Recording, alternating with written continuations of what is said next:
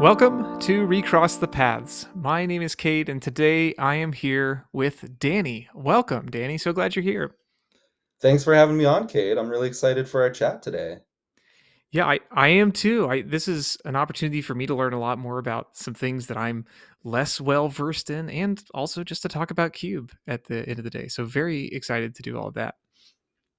Yeah, should be a good time. I'm hoping that I can bring the conversation to a level that everybody can approach because we're for sure getting into the weeds here. I am so thrilled to do so. So we're going to start on the ground level here. We're going to talk a little bit about one of your cubes, the Soskube. I should suggest the subtitle, "The Second Hand," and then we're going to dive into a project you've been working on called Cogwork Librarian. But before we get too far into any of that, why cube, Danny? Why is that a passion for you? Cube has been a pretty big part of my magic career, is a funny word to use for it, but I would say about 2 years into me starting to play, I started looking at Cube because my friends and I were in high school, didn't have a lot of money, and we drafted once or twice with like whatever packs we could find, and we really had a lot of fun with it. They were honestly so much more fun than the constructed magic that we were playing at that point, which was very much kitchen table. But I think we all appreciated that like level setting of, oh yeah, not only is there the excitement of opening something great in every pack, but then we don't have to worry about all the previous trades that we did or what decks we had been building. It's just a fresh start every time. And we very much did not want to be spending $15 a head for a draft every week. And so I set off on trying to build a cube. At that time, I have to say the cube technology was not very advanced compared to what we have today. I feel like cubes were in a much more prescriptive, restrictive place, at least in the online discussions that I had been looking into. But because of that, I decided to just jump in and make a peasant cube, for the budget, quote unquote. Um, Yeah, yeah. I'm sure that's sure it stayed that way, right? Oh yeah, I think we had one draft with the commons and uncommons, and I was like, let's add some of these rares. I think we can still do that. But I just kind of dove into magiccards.info. That'll date me at least. Excellent. To just search through all the sets. Like I'm the type of person whose favorite genre of book is reference manuals, so I will always be just pouring through the entire corpus of what magic cards there are. That's something that I started to do as soon as I found Gatherer, and then soon after that found magiccards.info. And I just pulled like every single card that looked interesting and tried to make just a balanced set of colors, get some fixing. The fixing was not good at the start. I think we were all playing a little too few fixing lands for my taste now. But yeah, started out with that commons uncommons. We had a lot of fun with it, but I was like, yeah, let's add some more rares. And I was very much subscribing to the like power max ethos of Cube, which was very popular back then, and just kind of followed each set as it released. And I was like, oh, here's a new red 2-drop that isn't awful. Let me put this in. Let me tell you, it was real dire back then. People were talking about, okay, what's our best 3-drop? And it's like, you can get a 1/1 with flying. That'll be good, right? Oh no. This is like building old school decks. Your creature speed Honestly, is kind of embarrassing sometimes. it is, but I mean, we still had some of the good stuff. We had a decent chunk of 2/1s for one. Those were great. Um, Things like Jackal Pup, right? yeah. Also, shout out to Clockwork Hydra. That was one of the first cards that I saw that was like, oh, this is cool as heck. It is a very cool. I've enjoyed playing with some Clockwork cards over the years. Maybe the time has not been as kind to them, but it is a mechanic that makes sense, right? Like you understand it as soon as you tap it the first time. Hmm. And I think I was drawn to Clockwork Hydra because it could get me those counters back, and I wouldn't lose my precious 5 mana creature. So, so as you were putting that cube together, was that something you were deputized for among your friend group? Did you just jump in and say, "Well, I'll do it"? Yeah, I kind of just jumped in and did it. I wouldn't call myself the leader of that group. I think that would be a little presumptuous, but I was definitely the one that was getting deepest into Magic the quickest.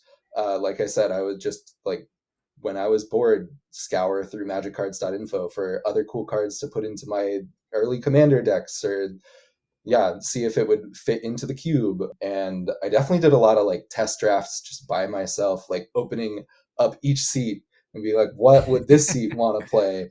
So I would say time wise, I was the most involved, but everybody did appreciate it. And I think one of the biggest things that I was excited about with Cube over regular limited, besides the cost aspect, was just putting a bunch of exciting cards in there. I remember one of my first goals being, you open up a pack and every single card is exciting. There's no chaff. There's no worm teeth. There's no staff of the black magus or whatever.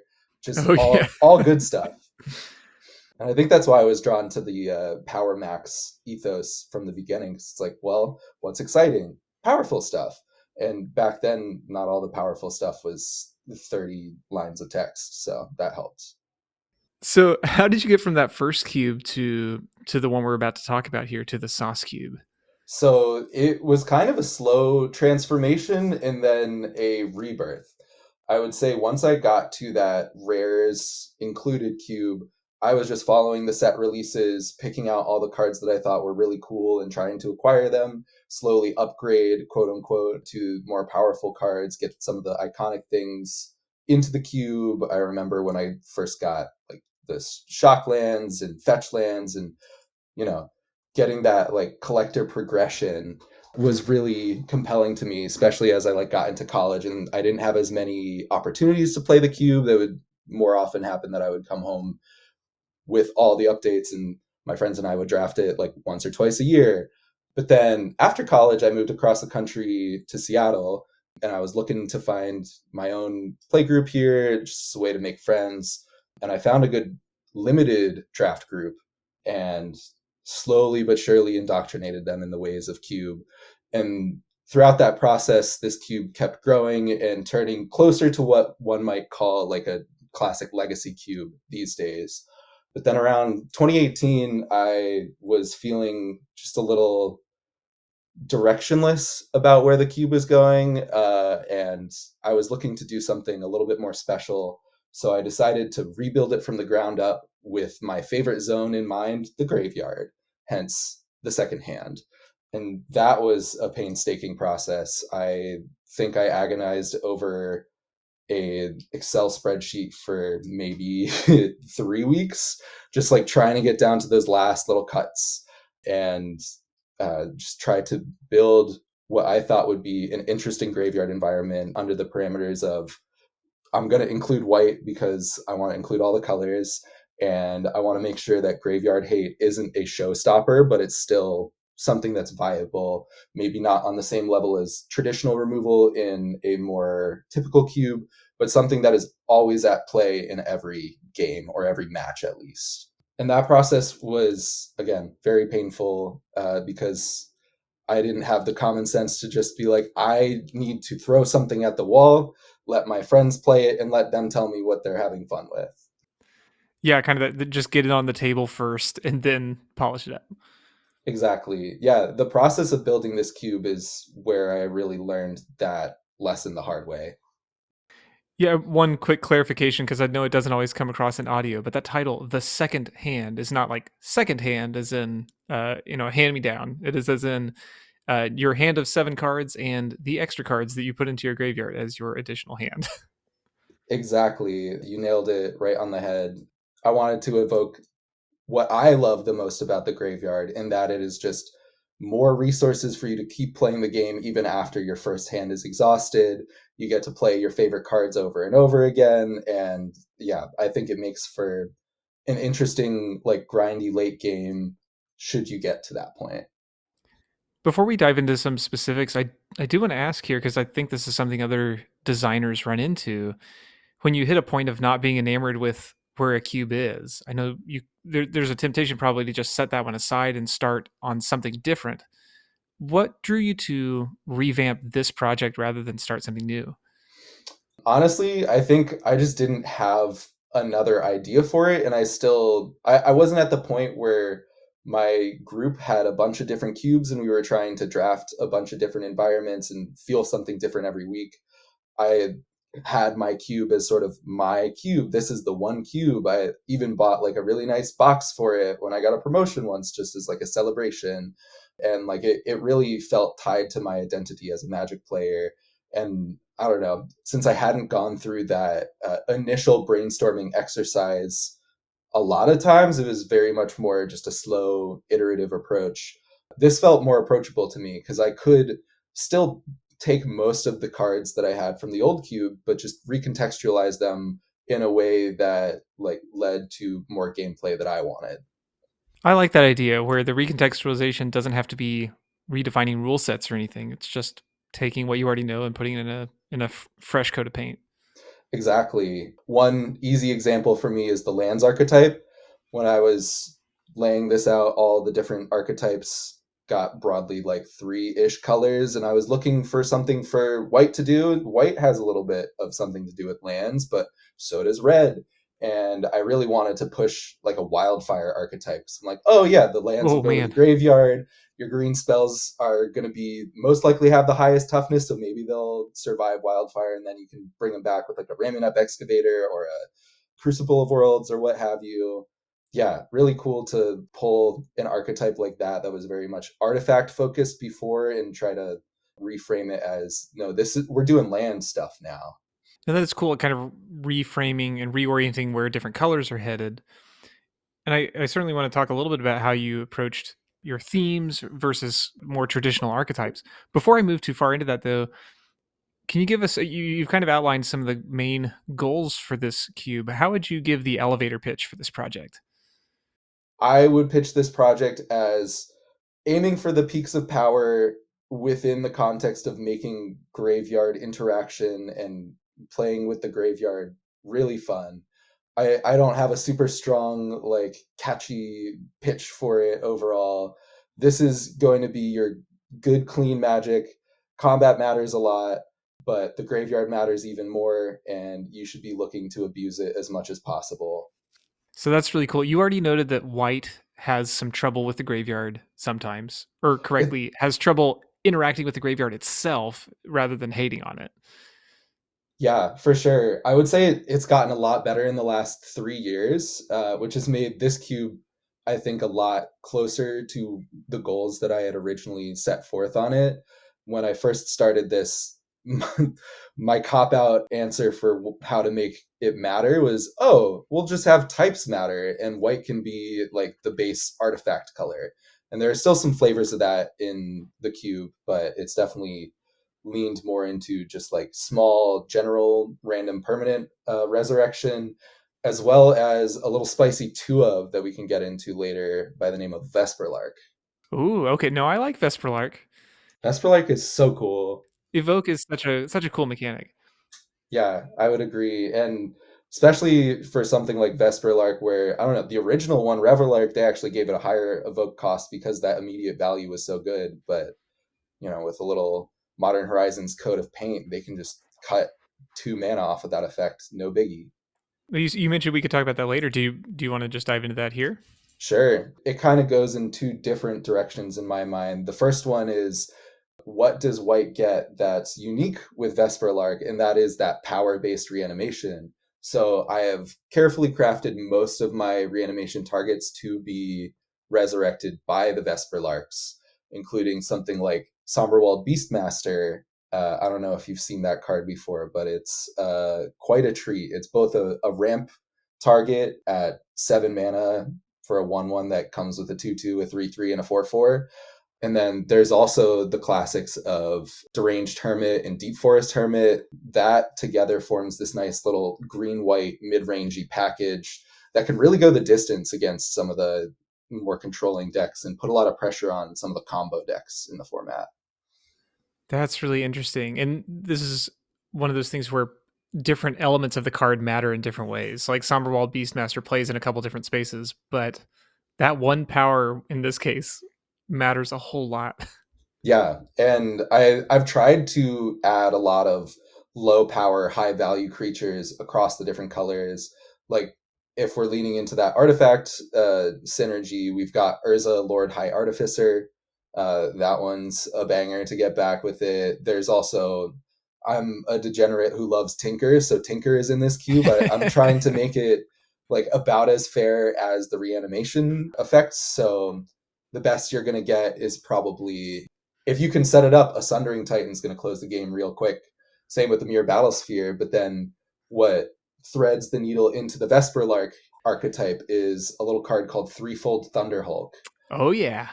which really takes over the game if you can get it going, but it's not a complete dead draw if they answer it immediately. And that's where I kind of try to hit my reanimation targets, except for the Gristle brands of the world. Those are still really like showstopper, exciting, aspirational, I guess is a term that I like to use for those types of cards. No, I like that. Well, while we have Vesper Lark on the brain, you mentioned it's a two of. Yes. Are there other two ofs people should be watching out for? Is that something that you guide people to at the front end? Yeah, I actually started experimenting with some more two ofs during 2024 when I decided to take a break from adding new cards to the cube. Just decided I'm going to take a year. We're not going to add anything else. And that'll give me some space to explore some of the underexplored aspects of this, both this cube and other projects that I've been working on. Just, yeah, give me the space to not be focused on that hype cycle. And yeah, I've got a double up in every color, and then I have three doubles in colorless. So, as we said, white gets Vesperlark, blue gets Hedron Crab as part of a self mill strategy, along with the 4 mana Jace from War of the Spark and Thassa's Oracle. I guess I recently added a second Blood Gas because that card is straight gasoline in this format. It's so fun. It does everything. Um, Gastoline, if you will. Exactly. No, you hit the nail on the head there. Red gets a Dragon's Rage Channeler doubled up because that's one of my recent favorite cards that they've printed. I'm a big Delver gamer. When I did play Standard, I played the blue-white Delver deck with Resto Angel and Blade Splicer, and that was so much fun. In green, we got two of Elvish Reclaimer. I would run a crop rotation, but I think that's a little bit too strong and enables some play patterns that I don't want to have, namely fetching up like this Bajuka Bog variant that came out in Lost Caverns Vixalan. Oh, Pit of Offerings, that's what it's called. Enters tapped. When it enters, you can exile up to 3 target cards from graveyards, so yours and your opponent's, and then it can tap to add 1 mana of any of the exiled cards' colors. So like I wanted that card in the environment because I think that's the right rate for it, especially when you have something like a face-up tutor like Elvish Reclaimer.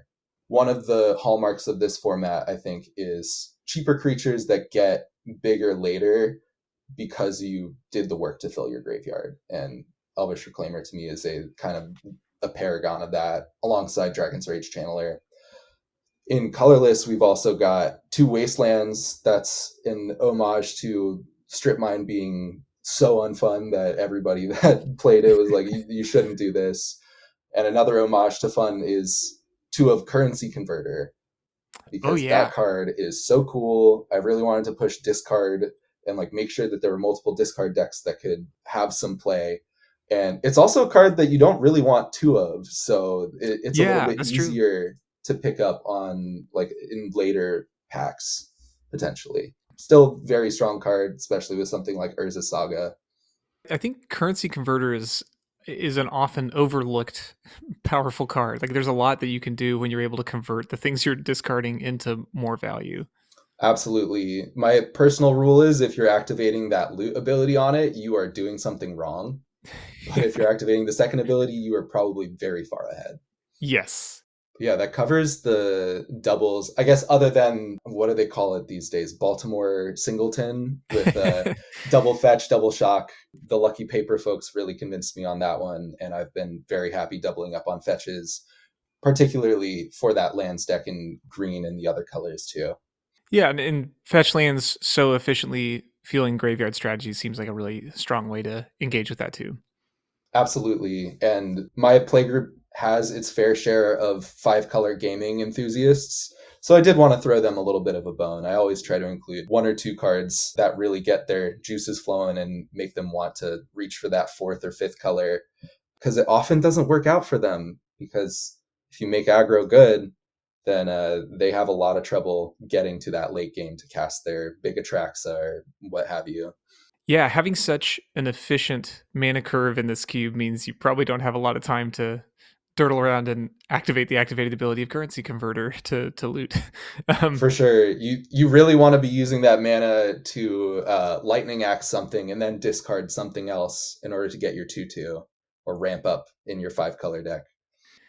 so as you were describing these doubled inclusions, you were noting that it was in line with the power you were striving for. And I really love that you have a clear vision of benchmarks for power in this environment. I think you note in your overview recurring nightmare as a hallmark, or scrabbling claws as a mark for graveyard hate. Was that something you started with those cards in mind, or did that come along the way? So recurring nightmare was definitely the poster child of this cube. It was one of those like peak of my collection cards that I got for the old version of this cube that I wanted to make sure shine through. Like when I think back to old Magic booster packs, they always had like 2 or 3 different arts of like, these are the marquee cards of the set. Get excited if you open something that matches that. And to me, Recurring Nightmare is that type of effect. So that one was very much from the beginning. However, Scrabbling Claws was a bit more of an organic discovery. It was a card that I haven't really played until I started looking at this cube and was going through the exercise of, okay, what is too good of Graveyard Hate? I know Rest in Peace, not super fun, a little Right bit out. too hateful. Relic of Progenitus, also a little bit too much. But hey, here's this card that can do single removal. It is on the field so you can see it coming. It replaces itself, it goes in any deck. As I was, trying to figure out what that sweet spot is for graveyard interaction, I found that this card was checking every box that I was looking for. And the more that I see play in the cube, the more that I want to add a second copy. So I've now collected a second one, different art, of course. Um, so probably see that coming soon as the next Doubleton. I imagine many designers don't have that clear of a level to work toward. A lot of times it's kind of a sense that you're going after. But I think, have you found that to be helpful to have something concrete to work against, or is that something more challenging? Yeah, I would say having that level setting is similar to how some people might have a strong restriction for their environment, whether that's rarity restriction or budget restriction. It's just another way to have some comparison point to what you know is your target gameplay goals. Like, I know if nobody wants to be running Scrabbling Claws because it's just not worth it, then clearly something's off. Or like if Recurring Nightmare happens to be too slow because the aggro decks are getting too good, then I know I need to tune something back. Like having those, I wouldn't call them signposts because that kind of conflates the term with the drafting signpost, but having those like guiding pieces of your cube of saying, I want this to always be kind of at this power level, I find really helpful to just cut through some of the uncertainty when looking at a fresh pile of cards.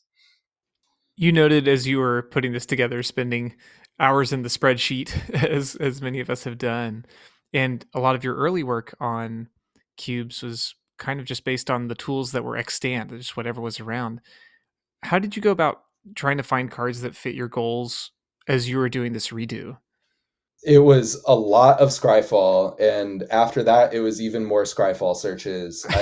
I got very familiar with the search syntax and exactly what it would get me, to the point that I would start just saving the links to each Scryfall search that I did in a giant notepad to like make sure that I had covered the ground that I wanted to. So, I would start with my lands archetype and I'm like, okay, I want to look for things that are in green, white, and red.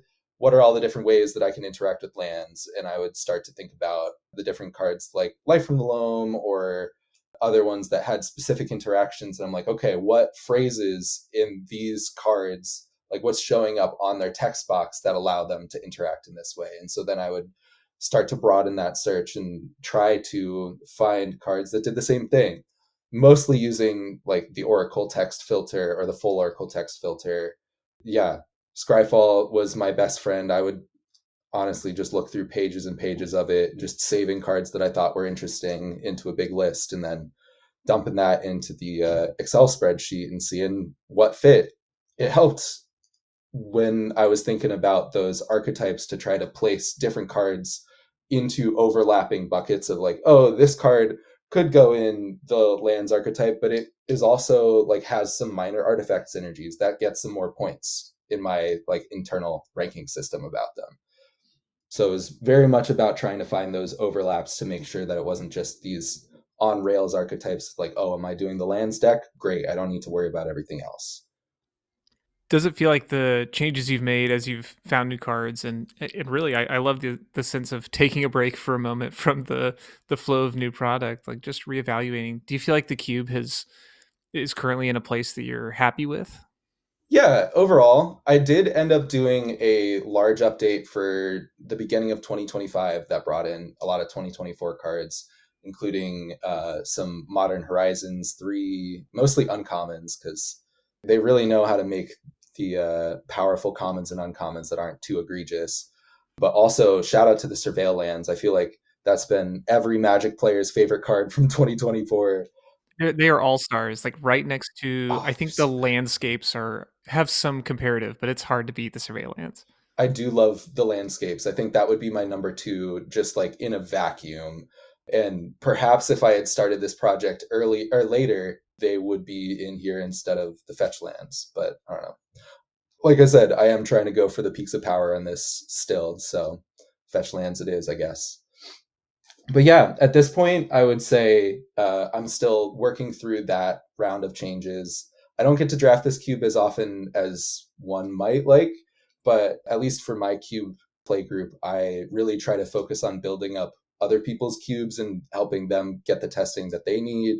So it'll, unless it's been, a month or 2 months or something, and I'm really itching to play this, or like I found a really cool card that I want to try out, I will often be encouraging other people to run their cubes over mine. Well, that's really cool, and they're as rewarding as it is to do your own things. It's rewarding in a very different way to get to help other people through theirs.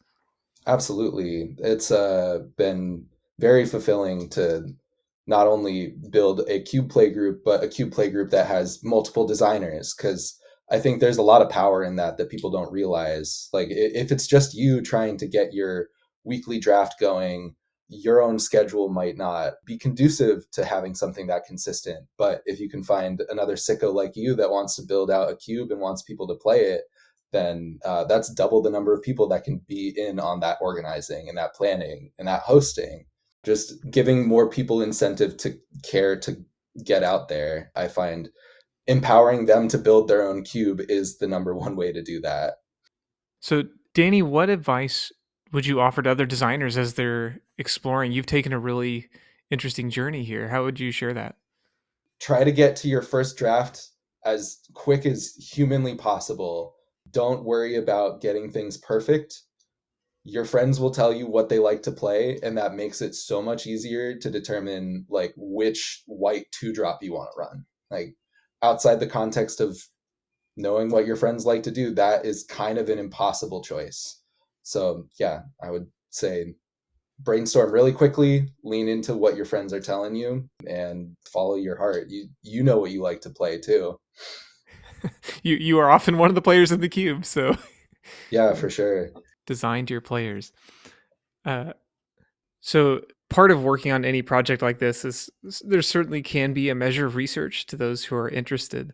You've referenced Scryfall, you've referenced Gatherer, you've referenced magiccards.info, but you have been working on a project that goes hand in hand with a lot of those. You want to introduce us to Cogwork Librarian.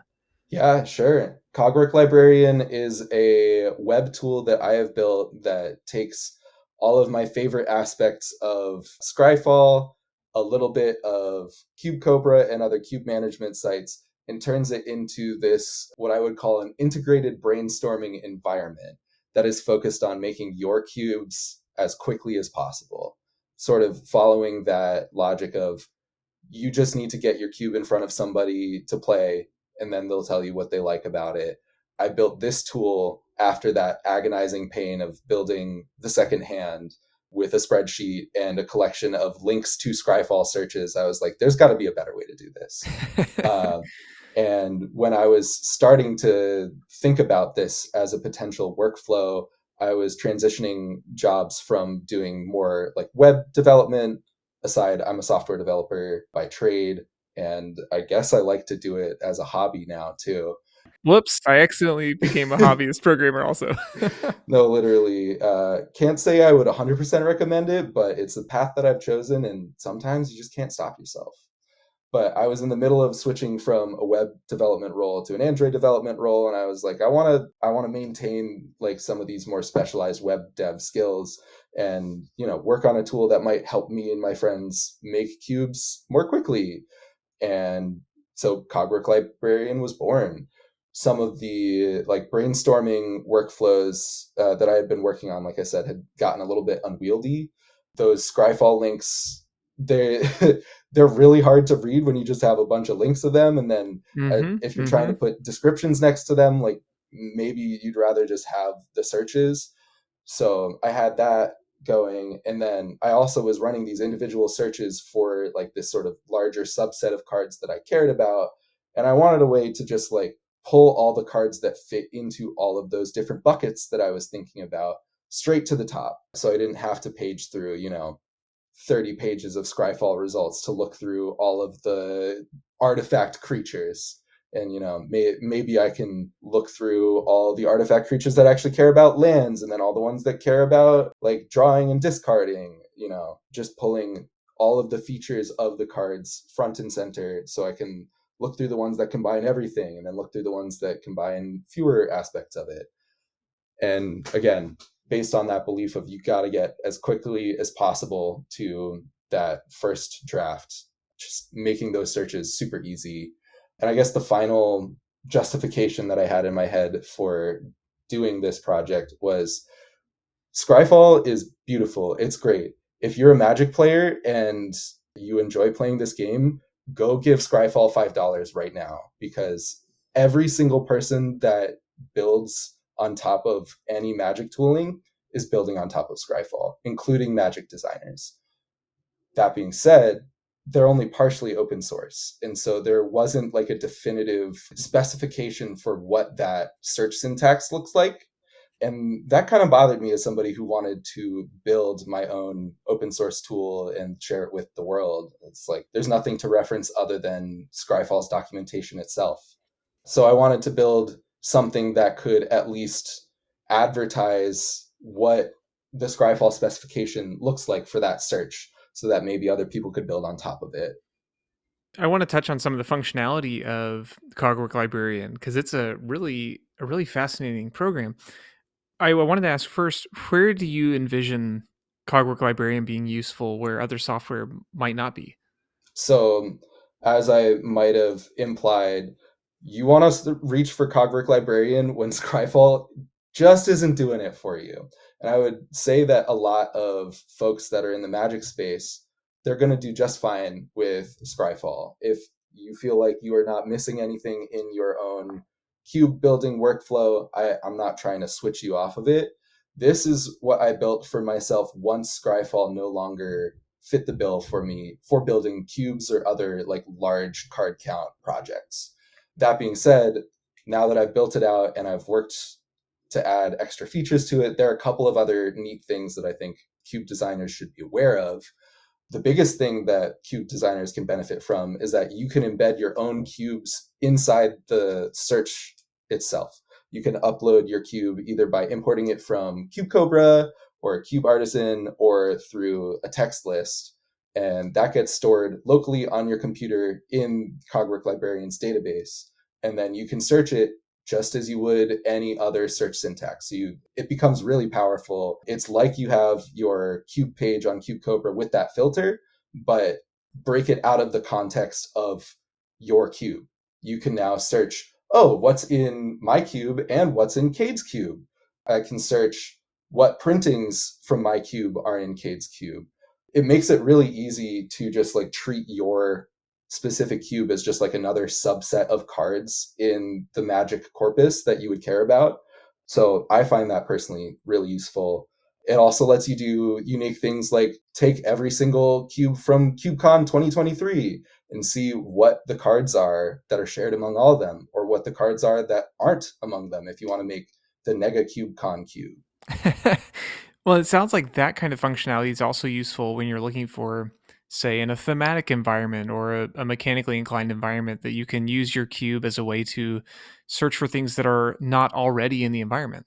Yeah, exactly. You can, as with any other Scryfall search, you can negate a search to say, I don't want to include my own things. So you just get those out of the way, look at everything else that matters. And another useful feature that helps you visualize that difference between your cube and other searches is what I call the Venn diagram search, which lets you specify two different searches, and it will show you the shared cards and the cards that are not shared between them. Yet another diffing tool. Shout out to Anthony from Lucky Paper Radio for making a diffing tool. Shout out to the diffing tool on Cube Cobra. This is another one that if you like looking through the visual spoiler of a diff between two lists, this one's really powerful because not only is it looking through a list of cube or like a cube list, you can compare your cube list to any arbitrary Scryfall query. So if you want to see, oh, what are all the lands that I'm not including? Like it gives you a really clean way to visualize that and jump back and forth. That is really interesting. And then beyond just being able to do some of those comparatives, your power to search is like there are a lot of options that go beyond what the Scryfall default syntax allows too. Yes, I've added quite a few extensions to the Scryfall syntax besides the Venn diagram search. There's also programmers in the audience will be familiar with the concept of an alias, where you can say, I want to like name a Scryfall search. An easy example is like, say you know all of the sets that are Innistrad coded. You can just say alias Innistrad and then specify every single set and maybe add some other specific filters that you want to use every time you're wanting to search through that corpus of Innistrad cards. Just helps save the typing, makes it easier to understand what you're actually trying to communicate with that search, and just makes it easier to read in general. The big thing that I haven't touched on is what I would call the base query subquery model. Yeah, this is something that was very much outside of my realm of understanding, and I'm really excited to hear how this operates. Yeah, so the very high level concept of it is you have a paragraph of queries. Your very first one is what we call the base query. That is going to be the subset of magic cards that all the other queries are going to be filtered down into. Now, this might be really useful if you're trying to plan out an archetype that stretches across three colors.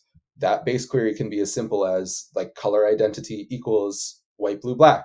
Let's say in white, blue, black, you have like three or four different things that you care about. Let's say you care about artifacts. Let's say you care about enchantments. Let's say you care about drawing two. On each of the subquery lines, you would put those different queries in the order that you care about. And what Cogwork Librarian does is it runs each of those searches within that base query separately. So it'll say, we're going to search color identity, Esper, and type artifact, color identity, Esper, and type enchantment, color identity, Esper, and draw a card. And what it'll do after that is it will aggregate all of those search results together and weight them based on the subqueries that you've put. So you can change what that weighting is, but by default, it does what's called a zip distribution, where the first one is 1 out of 2, the second one is 1 out of 3, the third one is 1 out of 4, and so on.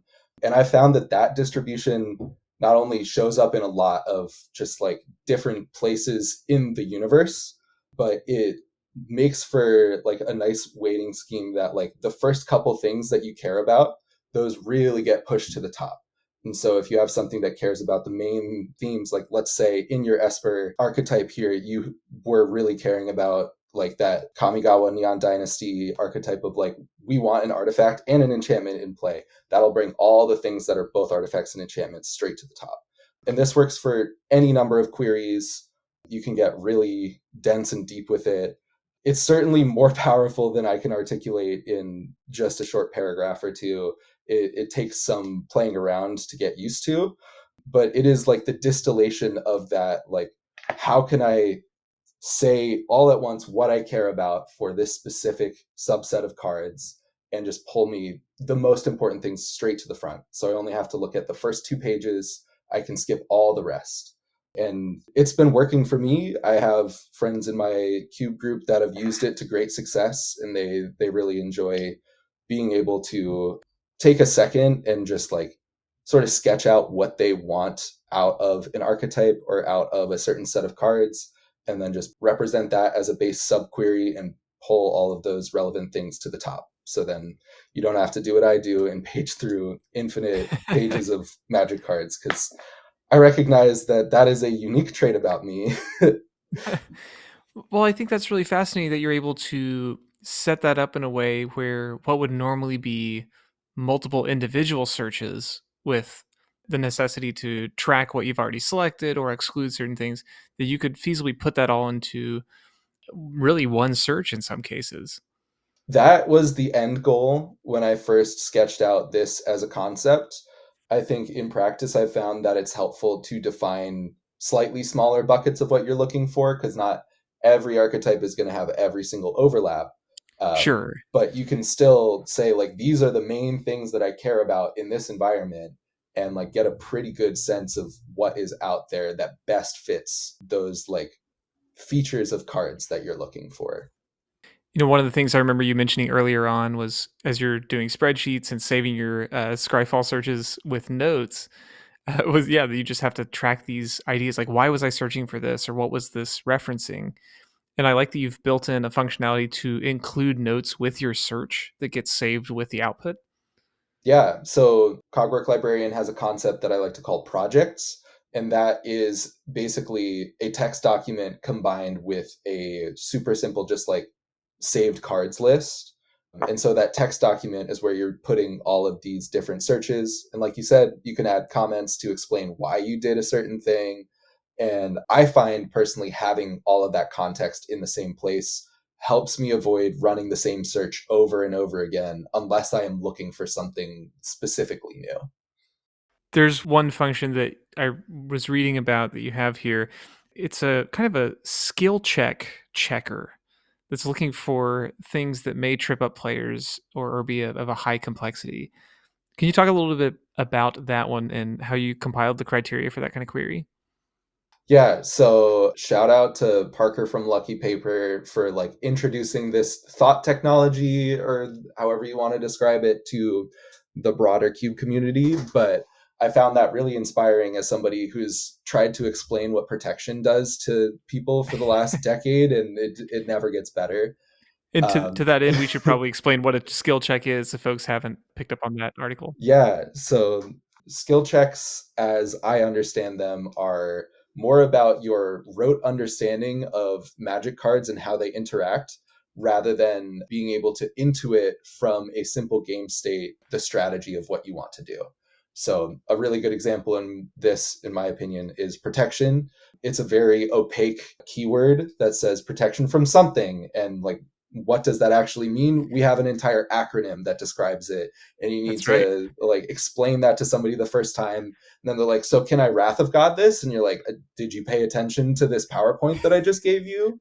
uh, Not great for a cube knight that might be trying to go for accessibility. And I know that accessibility is a big goal of a lot of people like Parker, who are trying to bring in a wide swath of both magic players and non-magic players. And so I was inspired, hey, I have the ability to just like have these examples published out on Cogwork Librarian. You can just copy them into your own project, run them with your cube, and see, oh, what are these skill checks? So there are kind of a couple different buckets that I've defined for what these skill checks are. Some of them are rancid keywords like protection that don't really say what they do and are unintuitive after you know what they do. There are a lot of errata that Wizards of the Coast has done over the years. Shout out to the burn spell update that nuked Oh so boy. many classic versions of iconic burn spells. But for those who really care about that accessibility aspect, having that updated verbiage, I think, is really important. Similar to go along with that, type changes, something like tribal turning into kindred or planeswalkers gaining legendary status, I think can be very important depending on the environment. So it's important to at least know about that. And then, yeah, just some like old arcane verbiage of how to do things like bury certainly make the list. But I basically crowdsourced that list. I came up with my own just from my experience playing Magic and seeing the most egregious outliers of this type of skill check, and then sort of validating it with the MTG Cube Talk Discord folks, because they love to talk. They always have opinions to share, and so if I'm looking for opinions, I'll go there. See, you say they, Danny. I think you mean we. Yeah, you're right. I am also in the chat yapping away. No, that's really thoughtful. I know accessibility, like you said, or elegance is something that a lot of people have in mind right now. As a lot of things have increased in complexity, having a way to maybe parse down on some of that or make it more grokkable at first glance is something that's really appealing. Yeah, and I think it's part of this broader trend of Cube sort of separating itself from Wizards of the Coast as an entity. In my mind, I kind of see the long tail of any entrenched Magic players. They either quit or they find refuge in Cube, because at some point they will be burned by the decisions that the mothership will choose to maximize their own profits, or go after their own agenda. It's not always in the player's benefit. And I think Cube offers that sanctuary for players. Accessibility is one of those. Like I was talking before about, like, the relentless pace of set releases being kind of exhausting. That's something that I found refuge in Cube, especially in 2024, when I just decided, hey, I don't need new cards right now. We got 30,000 of them, and I've looked through most of them once at most. There's still plenty of game to be had. And I think that's just such a beautiful aspect of Cube, that we can have full control over what kind of game we're playing. Absolutely. And much as this tool provides, you get to select the things that you care about and you get to like highlight what is most exciting and ignore what's not. Exactly. And that is all in the service of getting to play Magic with your friends more quickly. Because as much fun as it is to play Magic with your friends, it is the opposite amount of fun just hoping and waiting to have a cube ready for them, I've found. One of the functions that I wanted to make sure to acknowledge, because there are so many things we could spend a whole long time exploring, and I recommend that folks do, because this is a very cool piece of software. You have a random cube generator. That's right. Yeah, I'm glad you brought it up. This was something that I kind of just like put together on a random weekend, because it was like, I'm actually only like two features away from this just working. And basically it kind of fits already like the concept of Scryfall search syntax. The two specific pieces that are required for this is order random, pretty straightforward, takes whatever search result you have and shuffles it around and just gives you a random order. And then limit, which for those who are familiar with using different types of search query languages will know that limit just cuts off your search after a certain amount. And so you can combine these two features with that base sub query setup to have your base define, this is the entire domain that I care about. Let's say, for example, I want to make a modern cube. So my base query just says format modern. And then in each of the subcategories, you can pick, or you can write a search query that uses order random and limit n, however many you want to generate out of that subset. And as long as you make sure that each of those subqueries don't intersect with the other ones, you can have a cube built in a minute. Like, I've tested this myself and built a random standard cube, a random pioneer cube, a random modern cube. Have I played them? No, but that's not the point. The point is, if you truly don't know where to get started and have some general top level format that you want to base it off of, you have this random cube generation tool that will take all of that effort out for you and just give you something to get started with.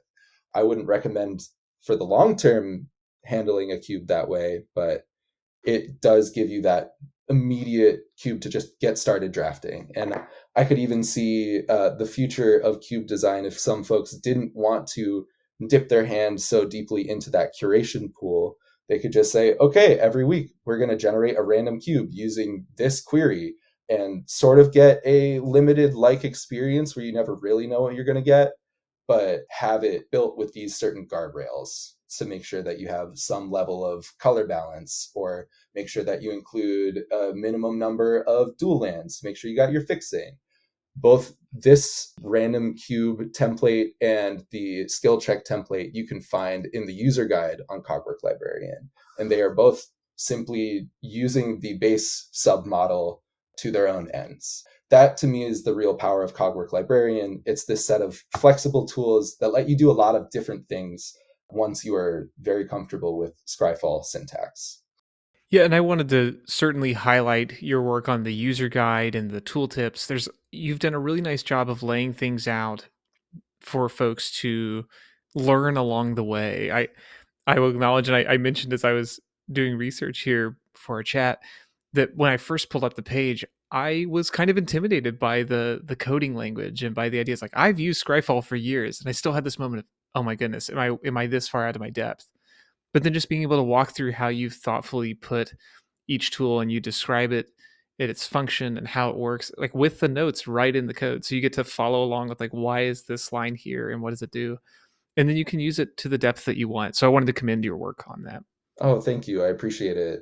It's funny when people think about programming, they think about hacking and just writing a lot of code. And that is just one job that programmers have. Most of us have to wear a lot of hats, including writing documentation and making sure that the user experience is there for our users. And it's especially important for somebody who's doing this solo development work on this tool. I've talked to people about it, I've gotten feedback about it, and I've certainly used a lot of open source software to make it happen. But at the end of the day, this is a personal labor of love that I built for myself, but now I'm happy that other people are getting good use out of it. So what's next for Cogwork Librarian? It's a good question. In anticipation of this conversation, I've been inspired to go back to Cogwork Librarian and its underlying library that I've called MTGQL, an homage to SQL, and just clean that up, make some better error messages. Just a little bit of tender loving care, as I like to describe it. Other than that, I do not have specific plans in the near future for Cogwork Librarian, but that does not mean that I have stopped developing tools for our fellow cube enthusiasts. So watch this space in the future, because there's going to be some fun stuff coming out. It's exciting. I've talked to other folks who have done different programming projects or tried to design different tools, and as you noted, it's a labor of love. Most folks aren't in it for the big cube player money. It's something that you For care about, real. and it's evident. Yeah, like I said, if I wasn't making this for me, I wouldn't be making it, but I'm glad that other people find it useful enough to come back to it. It really is inspiring to me. Like, as a hobby project, there are some times where I just like kind of run out of my own motivation to keep going on it. But then I'll get some random feedback from somebody who's just like, hey, I used your tool the other day and it was really great. Or somebody who's like, I really love feature XYZ. I wish it did something slightly differently. And then there I go again, spending another weekend putting it into place and like making sure that people have the tools that they want and they need to build the cubes that they want for their groups. That's fantastic, and I'm excited to see what folks make of this if they're discovering it for the first time or returning to it perhaps for other more in depth projects. Yeah. If I would put one regret out into the universe, it's naming it exactly after a magic card. It makes it kind of difficult on the search engine optimization side, because you're competing with all of the different sales outlets like Card Kingdom and Troll and Toad and those types, who have their own Cogwork Librarian page that helpfully points you to some commerce instead of this lovely little tool. So Danny, yeah. you're talking to somebody who named their podcast after a magic card too, so I feel you. Yeah, the struggle is real there. Shout out to Scryfall for figuring out how to blend the magic lingo with something completely new. Well, Danny, as we trend here toward wrapping up, I wanted to ask you if you could have any card printed as a promo, what card would you pick and who would you have do the illustration?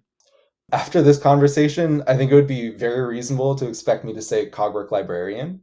Um, but I want to give myself the opportunity to make a really cool proxy that promotes the tool and have that as part of my own cube group and something that I can pass out to people. So I'm going to go with something that fits my own cube a little bit better. And in the theme of Doubleton, I want Vesper Lark. Since the second hand, I try to have different arts for each of the Doubletons. Vesper Lark's one of those that hasn't been printed yet with two different arts. And keeping in the theme of Doubleton, I want Kaja and Phil Foglio to make a Vesper Lark. That's delightful. That's such a great idea. I just love their like cartoony aesthetic. I think it's very evocative of classic old magic and something that Wizards is still willing to do occasionally, but I don't love that they are kind of locking it behind the secret layers, the alternate frames that like not everybody jives with. I want to bring that sort of jovial, like lighthearted nature back to just the default frames. And I think Phil and Kaja Foglio, they're the best to do it. Yeah, and then you get that nice contrast between the kind of the modern fantasy realism and the classic, more interpretive approach. Yeah, I really want to see what kind of like not so spooky ghosts they can come up with that's gonna pull my deranged hermit out of the bin. That's fantastic. Well, Danny, this has been a delight, and I'm so glad that we got the chance to talk through these things. Certainly, we want folks to explore Cogwork Librarian, but if folks want to follow up with you, where should we point them to do those things? Yeah, so you can find Cogwork Librarian at coglib.sosk.watch. You can find my personal website at my name, so danielsoski.com. And if you are somewhere in the pipeline of a software development hiring manager, hire me because I am currently looking for a job. There you go. Otherwise, you can find me on Discord. My username is John Snow, Jawn. Yeah, those are the ways you can contact me. If you contact me another way, that's going to be kind of creepy, not going to lie. Well, I will certainly have the tools that we referenced linked below in the show notes. But thank you so much again for doing this. This is, as we were talking about, your passion is evident, and it's so exciting to see the things you care about, both in software and in the cubes themselves. Like, see that come out in a way that your players can enjoy. So thank you for bringing that to us. Thank you, Kate. I had a wonderful time chatting with you and sharing the love of Cube. It was a true pleasure.